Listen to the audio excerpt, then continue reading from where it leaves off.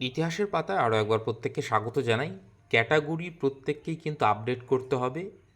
আগে যারা form fill up করেছিলেন তাদেরকে, এবং পরবর্তীতে ক্যাটাগরি উঠে যাওয়ার পরেও যারা ফর্ম ফিল আপ করেছিলেন প্রত্যেকেই, জেনারেল হন, এসসি হন, এসটি হন, ফিজিক্যালি চ্যালেঞ্জ হন, যেই হন না কেন প্রত্যেকেই কিন্তু আপনাদের ক্যাটাগরি আপডেট করতে হবে। আপনার অফিসিয়াল ওয়েবসাইটে চলে যাবেন এবং সেইখানে আপনাদের যে ক্যান্ডিডেট লগ ইন আইডি আছে, পাসওয়ার্ড দিয়ে আপনারা লগ ইন করবেন। তারপরে আপনাদের সামনে এইরকম একটা ইন্টারফেস খুলবে। আমি গ্রুপে অলরেডি দিয়ে দিয়েছি, আপনারা দেখতেও পারেন। আপনারা এইটাতে খুব একটা কিছু সমস্যার কিছু না, আপনার নিজের মোবাইল থেকেই কিন্তু ঘরে বসে করতে পারবেন। এইবার এই যে এরকম যে ড্যাশবোর্ডটা আসছে, সেইখানে দেখুন ওপরে একটা রয়েছে, নিচে একটা এডিট অপশনের রয়েছে। অর্থাৎ ওপরে যারা হচ্ছেন আগে ক্যাটাগরি দেওয়া যেত, আপনি একদম প্রথম যদি ফর্ম ফিল আপ করে থাকেন তাহলে সেক্ষেত্রে এইরকম ড্যাশবোর্ডে এসে আপনি আপনার যেটা সুইটেবল সেটা ক্লিক করবেন। তারপরে এইরকম একটা ইন্টারফেস খুলবে। এইবার I agree to update my category, এরকম এই যে টিক চিহ্ন দেবেন, কাস্ট ক্যাটাগরি। তো সেইখানে গিয়ে আপনার যে কারেন্ট ক্যাটাগরি নট প্রোভাইডেড, এইটা আপনাকে প্রোভাইড করতে হবে না। যদি আপনি আগে দিয়ে থাকেন তাহলে আলাদা, নিউ ক্যাটাগরি এইখানে আপনি কিন্তু সিলেক্ট করতে পারবেন।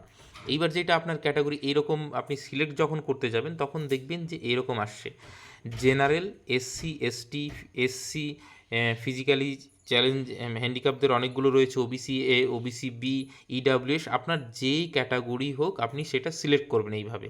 এইবার আপনি যদি এসসি, এসটি ওবিসি বাদে অন্য কিছু হয়ে থাকেন তাহলে এই রকমভাবে আপনি শুধুমাত্র সেই ক্যাটাগরি, এসটি হন, এসসি হন, যেটা হন সেইটা কিন্তু সিলেক্ট করে দেবেন।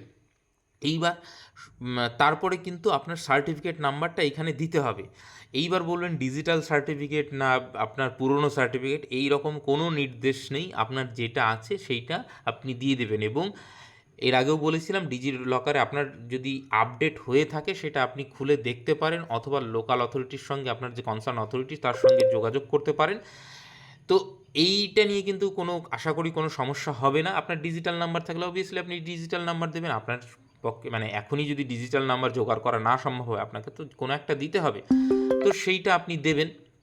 তো যাই হোক, এইটা গেল অন্য ক্যাটাগরি। এবার শুধুমাত্র ওবিসির ক্ষেত্রে একটু ব্যাপার রয়েছে, সাবকাস্ট দিতে হচ্ছে। এবার ওবিসি যদি আপনি সিলেক্ট করেন, এ করেন অথবা বি করেন, 140টা ক্যাটাগরি রয়েছে।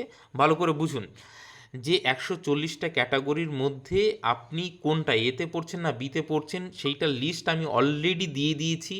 সেইটা দেখে নিতে পারেন। আমাদের গ্রুপের সঙ্গে যুক্ত হতে চাইলে কমেন্ট সেকশনে লিঙ্ক দেওয়া থাকলো, সেখানে গিয়ে যুক্ত হয়ে যান। টেলিগ্রাম চ্যানেলে প্রত্যেকটা কিন্তু লিস্টটা দেওয়া রয়েছে। অথবা আপনি এখান থেকেও দেখতে পারেন যে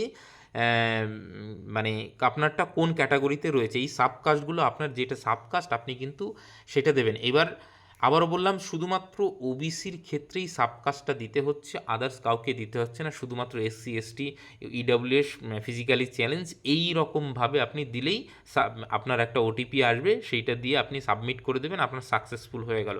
আর কিচ্ছু করতে হবে না ক্যাটাগরি আপডেটের ক্ষেত্রে। হ্যাঁ, জেনারেলদের এর আগেও বলেছি, জেনারেলদের অবশ্যই দিতে হবে। তো এই বোঝা গেল, একদম পরিষ্কার হলো, খুব সহজ, সাধারণভাবে আপনি করবেন, কোনো প্যানিক করার কিছু নেই। আর এত ফোন আসছে, সত্যি কথা বলতে এটা সম্ভবই নয়।